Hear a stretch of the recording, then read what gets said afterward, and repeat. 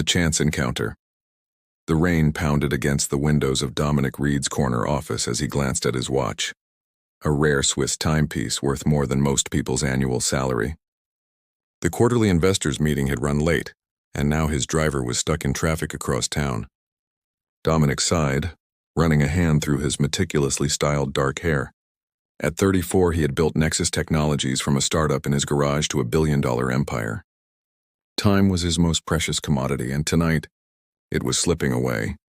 Ms. Wallace says your dinner reservation at Elevate can't be pushed back any further.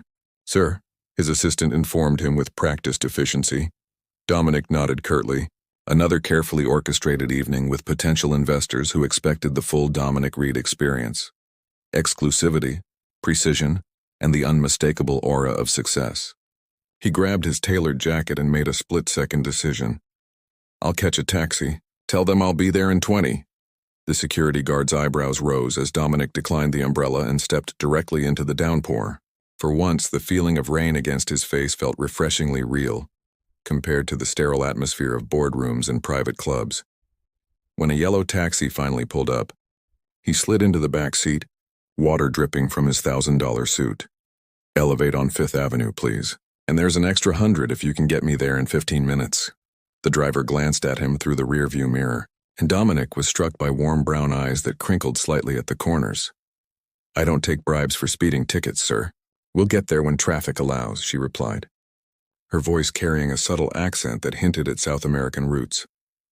Dominic blinked, unused to hearing the word no. As the taxi merged into traffic, he studied the driver's license displayed on the dashboard.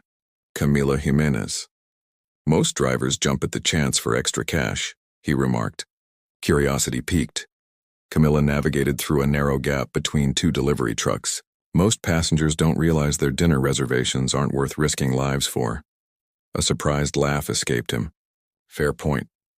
Besides, she added with a quick glance in the mirror, that fancy watch says you can afford to be 5 minutes late. Instead of feeling offended, Dominic felt something unusual, the refreshing sting of honesty without agenda. For the first time in years, someone was speaking to him as a person, not as Dominic Reed, tech mogul and eligible bachelor whose relationships made tabloid headlines. What's your story, Camilla? He asked suddenly. Her eyes met his briefly in the mirror. Driving entitled businessmen around isn't my story, Mr. Reed. It's just a chapter. You know who I am? Your face was on the business section of the paper I used to line my bird's cage, she replied with a hint of a smile. But don't worry. The parakeet didn't seem impressed either. As they navigated through rain-slicked streets, Dominic found himself leaning forward, engaged in the most genuine conversation he'd had in months. He learned she was taking night classes in architectural design while supporting her younger brother through college. The taxi was her father's business before his health declined. When they arrived at Elevate, Dominic hesitated before exiting. The glittering restaurant entrance suddenly seemed less appealing than the worn leather seats of Camilla's taxi. What's your taxi number? He asked impulsively. Camilla raised an eyebrow. Planning to file a complaint about my lack of reverence? Planning to request the only honest driver in Manhattan for my next ride, Dominic replied. As he walked into the restaurant, straightening his tie, Dominic couldn't shake the feeling that something had shifted in his carefully controlled world, all because of a chance encounter in the rain. Hidden Conversations 3. Weeks had passed since that rainy night, and Dominic found himself requesting Camilla's taxi service with increasing frequency. What began as a curiosity had evolved into something he couldn't quite name, a hunger for authenticity in his otherwise curated existence. Tonight, he slipped out of a networking event early, texting the now familiar taxi number. 10 minutes later, the yellow cab pulled up and Dominic felt an unexpected lightness in his chest as he settled into the back seat. Early escape from the charity auction? Camilla asked, navigating away from the glittering hotel. She wore her dark hair pulled back in a practical bun, silver earrings catching the city lights. Those events are performative at best, Dominic admitted. Everyone's more concerned with being seen donating than the actual cause, says the man who just bid $20,000 on a weekend at some vineyard, she countered, with a knowing smile in the rearview mirror. Dominic laughed. You caught me. Though I did mean what I said about supporting the education initiative. I believe you did, she conceded, surprising him. You talk differently about education than your other business ventures. Your voice changes. The observation caught him off guard. Few people in his life paid such careful attention to these details. Certainly not the socialites and models who typically accompanied him to events, women selected by his publicity team for maximum media impact. My mother was a teacher in a neighborhood like the one where you grew up, he found himself sharing. She believed education was the only true equalizer. Their conversation flowed easily as Camilla drove him not to his penthouse, but on a meandering route through the city. Sometimes they talked about architecture, her passion evident as she pointed out buildings with remarkable features. Other times they discussed the neighborhood where she'd grown up, her brother's medical studies, or the parakeet named Edison who kept her company. Dominic rarely spoke about himself in these rides, finding more pleasure in learning about her world, a reality so different from the rarefied air he'd grown accustomed to breathing. Back at Nexus Technologies, changes were becoming noticeable. Penelope Wallace, his executive assistant for 5 years, observed the subtle shifts with quiet interest. Dominic rearranging meetings to end by 8, declining after-work drinks with potential investors, and most tellingly, dismissing his private driver several evenings a week. You seem different lately, Frederick Chen, his business partner and oldest friend, commented over lunch in Dominic's office. More present, less what? Dominic asked, glancing up from the financial report. Less like you're just going through the motions, Frederick said carefully. The board's noticed too.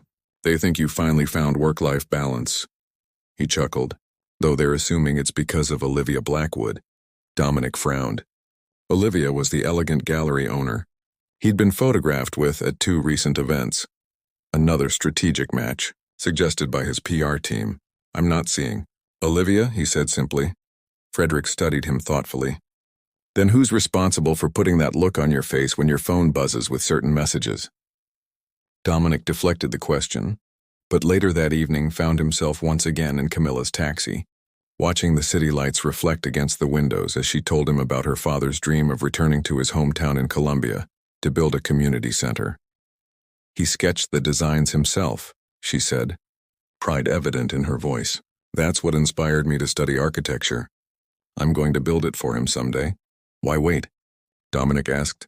Camilla laughed softly. Because in the real world, dreams need funding. Not all of us have billion-dollar exits before we turn 30. Something in her tone made him realize how little he'd shared about himself. It wasn't easy, you know. Building Nexus. I never said it was, she replied. But there's a difference between climbing the mountain with proper gear and climbing it with worn-out shoes. The metaphor struck him deeply. What if someone offered you better shoes? She glanced at him sharply. I don't take charity, Mr. Reed. Dominic, he corrected automatically. And I wasn't suggesting charity. She pulled the taxi to the curb outside his building, turning to face him directly for the first time. Then what were you suggesting? The intensity of her gaze made him pause. What exactly was he offering? Assistance? Opportunity? Or something else entirely? I'm suggesting, he said carefully, that sometimes paths cross for a reason. She held his gaze steadily. And sometimes a taxi driver is just a taxi driver, Dominic. But as he watched her drive away, Dominic knew with unsettling certainty that Camila Jimenez had become much more than that in his life. The realization was both exhilarating and terrifying, especially when he considered what his world would make of a woman who drove a taxi for a living. He entered his empty penthouse, the silence amplifying the question echoing in his mind. When had these taxi rides become the most authentic part of his day? The invitation? The invitation to the Harrington Foundation Gala sat on Dominic's desk, its embossed lettering catching the morning light. As a major donor and board member, his attendance was expected. What wasn't expected was the thought that had been consuming him for days. Penelope, he called through the intercom. Can you come in for a moment? His assistant appeared promptly, tablet in hand. The Singapore investors are confirmed for the video call at 11. And I need a +1 for Saturday's gala, Dominic interrupted, surprising them both with his directness. Penelope nodded efficiently. I'll contact Ms. Blackwood's assistant. Her schedule should be open since you mentioned the possibility last month. Not Olivia, Dominic said, tapping his fingers against the invitation. I have someone else in mind. Curiosity flickered across Penelope's usually composed features. Should I contact your usual event coordinator for options? That won't be necessary. He hesitated, then added, I'll handle this personally. After Penelope left, Dominic reached for his phone, composing and deleting 3 different messages before settling on simplicity. Are you available to drive me tomorrow evening around 7? Camilla's response came quickly. Regular rate applies even for my favorite customer. He smiled at the message, then steeled himself for what came next. This wasn't a business decision or a calculated risk, the kind he excelled at. This was something altogether more vulnerable. That evening, when Camilla's taxi pulled up outside his office building, Dominic slid into the back seat with unusual tension in his shoulders. You seem stressed, she observed, navigating into traffic. Bad day conquering the tech world? Actually, I wanted to ask you something, he began, uncharacteristically hesitant. The Harrington Foundation is hosting their annual gala this Saturday. Would you consider attending with me? The taxi swerved slightly before Camilla regained control. As your driver? As my date, Dominic clarified, watching her reaction in the mirror. She laughed, but when his expression remained serious, her eyes widened. You're not joking. I've never been more serious. Camilla pulled the taxi to the curb and turned to face him fully. Why would you want to take a taxi driver to a gala full of billionaires and celebrities? The question hung between them, forcing Dominic to confront his own motivations. Was this about rebelling against expectations? Or something deeper? Because when I'm with you, I remember who I was before the money, he admitted. Because you see through the performance everyone else accepts as reality. She studied him for a long moment. Your world would eat someone like me alive.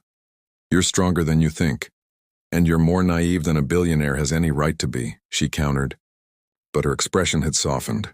After a thoughtful pause, she sighed. I don't have anything to wear to a place like that. Is that a yes?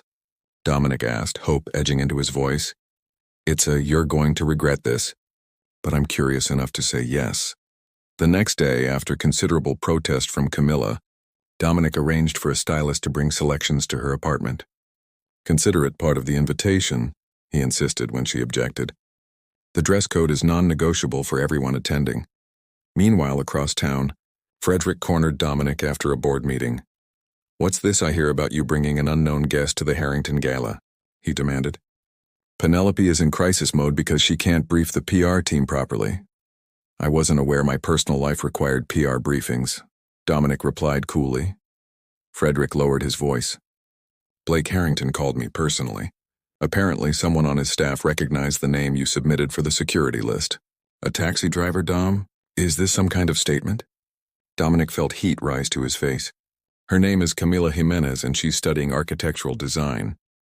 This isn't about her qualifications, Frederick hissed. It's about optics. The business press will have a field day. The board is already nervous about your recent distraction.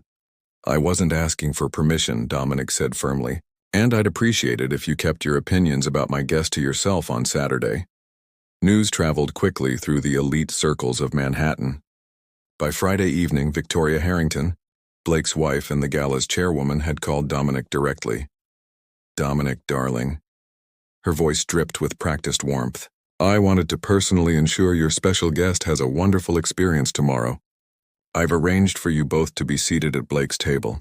We're all simply dying to meet her. The predatory undertone wasn't lost on Dominic. How thoughtful, Victoria. I'm sure you'll find Camilla as remarkable as I do. Saturday evening arrived with a nervous energy Dominic hadn't felt since his first major investor pitch. When Camilla opened her apartment door, he momentarily lost his composure. She wore a deep burgundy gown that complemented her olive skin. Her usually practical hairstyle transformed into elegant waves. You look beautiful, he said simply. She tugged self-consciously at the dress. I feel like I'm wearing someone else's skin. Then with a nervous smile, your world awaits, Mr. Reed. Sure you want to cause this scandal? Dominic offered his arm. Some things are worth the headlines. As his driver pulled up to the red carpet outside the Harrington Museum of Art, camera flashes already illuminating the night, Dominic leaned closer to Camilla. Ready? She took a steadying breath, then whispered with quiet determination. As ready as I'll ever be to crash a party where the entrance fee could pay off my student loans. The car door opened, and together they stepped into the glare of public scrutiny. Whispers and revelations. The moment Dominic and Camilla entered the grand hall of the Harrington Museum, a subtle ripple moved through the crowd. Conversations paused mid-sentence. Champagne flutes hovered halfway to lips and eyes darted toward the unexpected pair. Dominic felt Camilla's hand tighten on his arm. "They're staring," she whispered. "They always stare," he replied calmly, though he knew this was different. When he attended with models or socialites, the looks were appreciative, even envious. Tonight they were puzzled, some openly disapproving. Blake Harrington approached first, his smile not quite reaching his eyes. "Dominic, excellent to see you, and this must be the mysterious Ms. Jimenez we've heard about." "Camilla, this is Blake Harrington, our host," Dominic introduced. "Blake, Camilla Jimenez?" Camilla extended her hand with dignity. "Your museum is breathtaking, Mr. Harrington." The renovation maintained the original Beaux-Arts elements while integrating modern functionality beautifully. Blake's eyebrows rose slightly as he shook her hand. "You have an interest in architecture?" "She's studying architectural design," Dominic explained, pride evident in his voice. "Camilla has quite an eye for structural integrity beneath surface beauty." He glanced meaningfully around the room full of wealthy patrons. Blake's wife, Victoria, materialized at his side, her diamond necklace catching the light as she air-kissed Dominic's cheeks. "Dominic, darling." And Miss Jimenez, what a unique dress choice. "Vintage?" Camilla smiled pleasantly. "Actually, it's from one of your foundation's supported designers, Elena Vasquez's emerging artist collection. I thought it appropriate to showcase the foundation's impact tonight." Victoria's smile froze as she recognized the name of a designer the foundation had funded from their diversity initiative. "How thoughtful. Do enjoy the evening." As they moved away, Camilla whispered, "I researched the foundation's programs. Figured I should come prepared." Dominic gazed at her with newfound admiration. "You're remarkable." They made their way through the crowd, Dominic introducing Camilla to investors, tech moguls, and philanthropists. Some, like renowned surgeon Dr. Vivian Park, engaged genuinely with Camilla, asking about her studies and background. Others barely concealed their curiosity about the taxi driver, who had somehow captured Dominic Reed's attention. "I admit, I wondered if the rumors were true," Josephine Crawford, a venture capitalist, said to Dominic while Camilla was momentarily speaking with Dr. Park. "Dominic Reed with someone so ordinary. Is this some kind of social experiment? Or a publicity stunt for your next diversity initiative?" Dominic felt heat rise in his chest. "Camilla is more extraordinary than most people in this room, Josephine. She sees possibilities where others see limitations." "How charming," Josephine replied with a condescending smile. "Though I wonder if you'd find her quite so fascinating without the Cinderella narrative. Men like you always want to be the hero in someone else's story." Before Dominic could respond, dinner was announced. They made their way to the Harringtons' table, where Frederick and his wife Rebecca were already seated, along with several board members and their spouses. The first course had barely been served when Victoria turned her attention to Camilla. "So, Ms. Jimenez, Dominic tells us you drive a taxi. How enterprising. Is that a family business?" The table quieted, all eyes turning to Camilla. "It is, actually," she replied evenly. "My father started it after immigrating here with nothing but determination. He taught me that honest work has dignity regardless of the title." "How quaint," Victoria smiled thinly. "And how did you and Dominic meet?" "It must be quite the story." Dominic started to answer, but Camilla placed a hand on his arm. His driver was stuck in traffic and he needed a ride. Sometimes life's best turns come from detours. Blake raised his glass. "To detours, then. Though some lead us further from our destination than others. Or reveal destinations we didn't know we were seeking." Camilla countered smoothly. The tension at the table was palpable until Rebecca Chen unexpectedly spoke up. "I think it's refreshing. Too many of these events feel like carbon copies of each other. Same faces, same conversations, same performative philanthropy." Frederick shot his wife a warning look, but Rebecca continued. "My parents were shopkeepers in Queens. Everyone at this table comes from somewhere, even if some pretend their lives began with their first million." An uncomfortable silence followed, until Philip Thornton, the oldest board member, chuckled. Well said, Rebecca. I started as a night janitor at the company I eventually bought. These self-made myths get polished until the struggle disappears. Dominic realized with surprise that the conversation had shifted, becoming unexpectedly authentic. Camilla had somehow broken through the veneer of practiced perfection that normally characterized these events. After dinner, as the dancing began, Dominic led Camilla to a quieter corner of the ballroom. "I'm sorry," he said softly. "I knew it would be challenging, but—" "Don't apologize," she interrupted. "I knew what I was walking into." She studied his face. "Though I'm still not entirely sure why you wanted me here." The question hung between them, demanding honesty Dominic had avoided even with himself. "Because you make me remember the person I was before all this." He gestured to the opulent room. "Before I started measuring my worth by acquisitions and investments." "And who were you?" she asked gently. "Someone who believed in building things that matter," he admitted, "not just accumulating wealth or influence."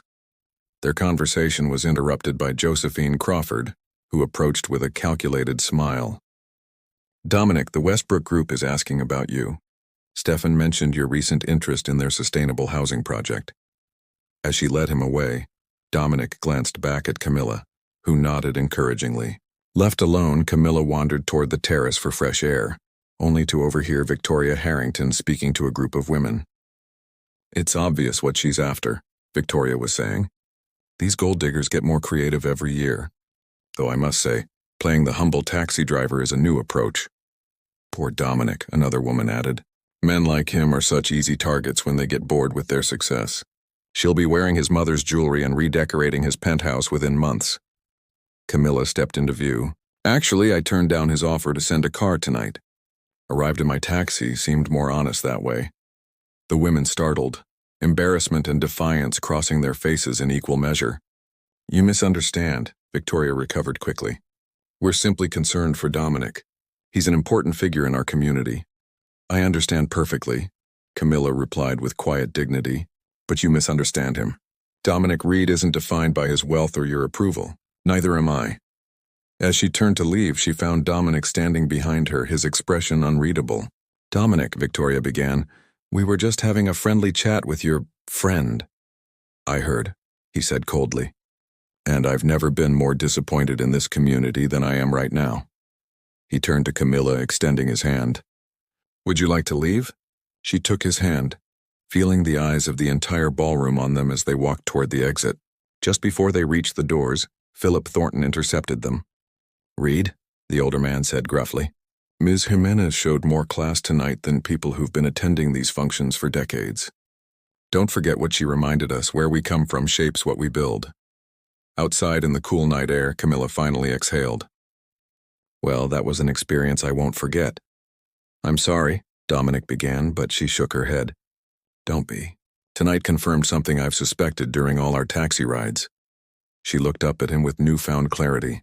"You're trapped in a world that doesn't really see you anymore." As they stood there, the facade of social expectation finally shattered between them, leaving only the truth of who they were beneath the labels that had defined them.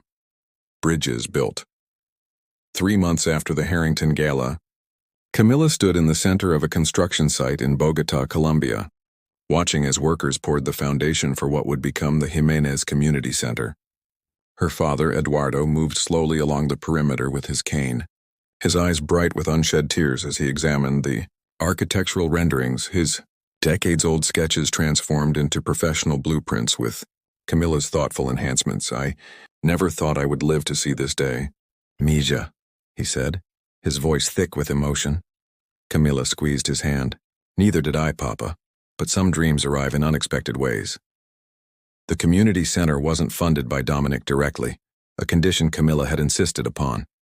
Instead, it was the first project of the Nexus Foundation's new architectural initiative, which provided grants to revitalize underserved communities through sustainable infrastructure. Camilla had written the proposal herself and defended it before a selection committee that didn't include Dominic. Her phone buzzed with a message. "Landing in 20 minutes. Can't wait to see what you've created." She smiled, tucking the phone away. So much had changed since that night they left the gala together, both of them shaken but somehow more certain about what mattered.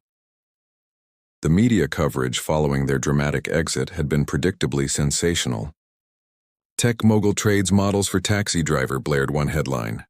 Others speculated about Camilla's mysterious past or Dominic's midlife crisis, despite him being only 34. Frederick had called an emergency board meeting, concerned about investor perception. What no one expected was Dominic's response. Rather than retreating from public view or ending the unconventional relationship, he launched a complete re-evaluation of Nexus Technologies' mission.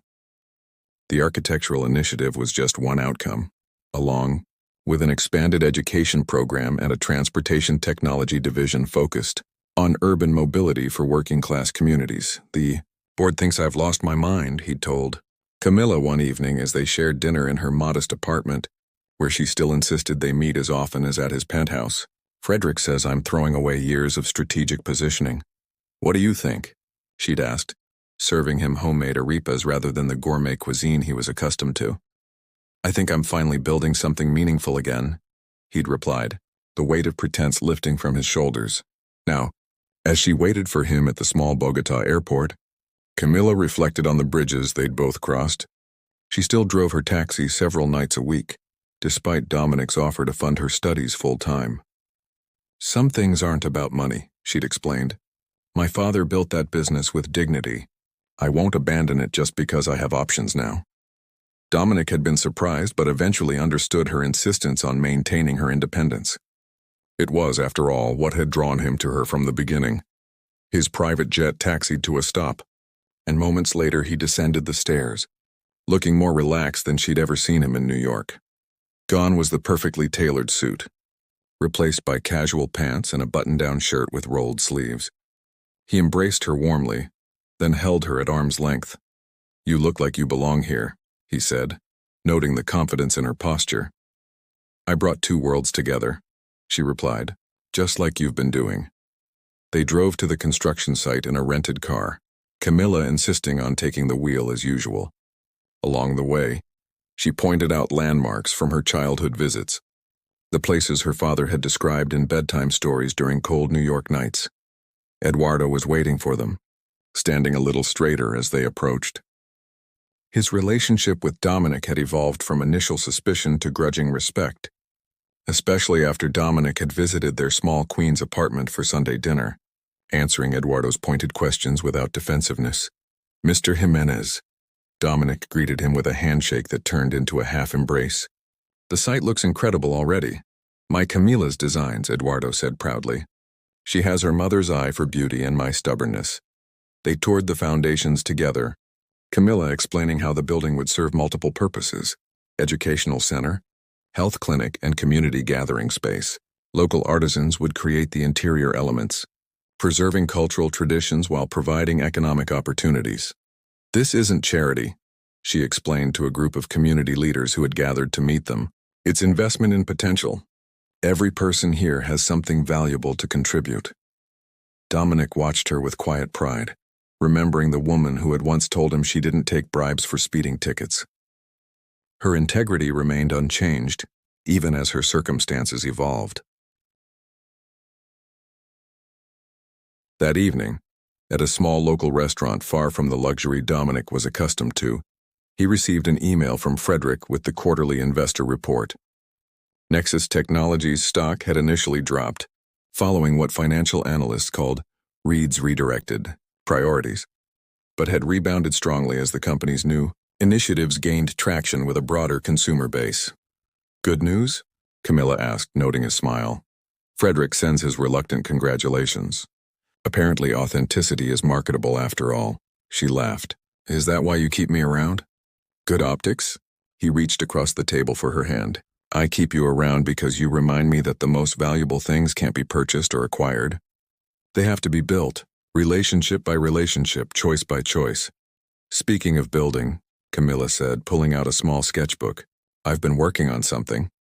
She slid it across the table. Dominic opened it to find detailed drawings of a home, neither a mansion nor a penthouse, but something warm and welcoming with elements that reflected both their backgrounds.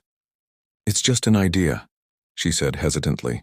A place that might be ours someday. Not your world or mine, but something new we create together.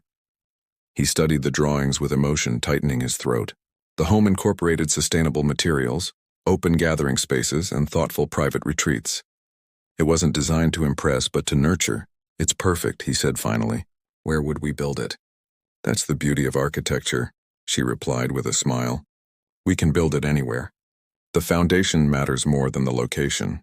Later, as they walked back to their hotel under stars that seemed impossibly bright compared to New York's light-polluted sky, Dominic reflected on the journey that had begun with a simple taxi ride in the rain. His world had judged their relationship impossible, a temporary fascination doomed by differences in background, education, and social standing. What they hadn't understood was that those very differences had built the strongest foundation he'd ever known. Camilla challenged his assumptions, questioned his priorities, and reminded him daily that wealth was a tool, not an identity. "What are you thinking about?" she asked, noticing his contemplative expression. "That everyone was right about one thing," he replied, pulling her closer. "I did fall for the taxi driver, but they were wrong about why." He kissed her gently. "It wasn't because you needed rescuing. It was because you showed me a different way to navigate through life." Camilla smiled up at him. "Speaking of navigation, I've been thinking about your offer to join the transportation division at Nexus." "Oh?" His eyebrows rose in surprise. She had previously declined any formal role in his company. "I have conditions," she warned him. "Complete autonomy, a program to help drivers become owner-operators, and I keep driving my taxi one night a week to stay connected to the community." "Done," he agreed without hesitation, "though I reserve exclusive booking rights for that one night." She laughed, the sound echoing against the old stone buildings. "Always negotiating, Mr. Reed." "Always building, Ms. Jimenez," he countered. "Bridges between worlds, connections that matter." As they continued their walk, a young street vendor recognized Camilla from earlier community meetings and approached shyly with a bracelet woven in vibrant colors. She purchased it with warm conversation in fluent Spanish, insisting on paying full price when the girl offered a discount. Dominic watched the interaction with admiration. In his former life, such moments would have passed unnoticed, lost in the blur of privilege and scheduled appearances.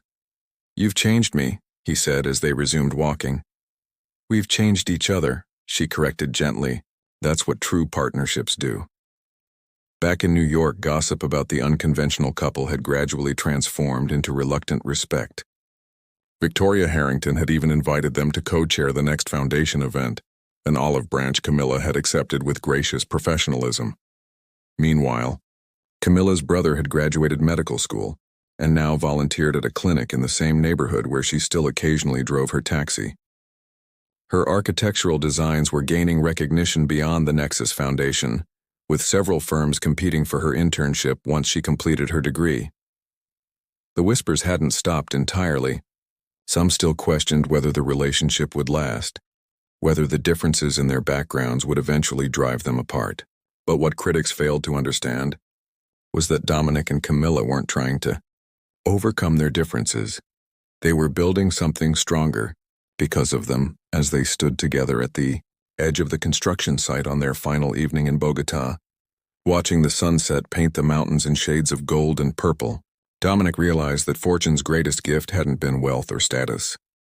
It had been the detour on a rainy night that led him to a woman brave enough to show him who he truly was, and who they could become together.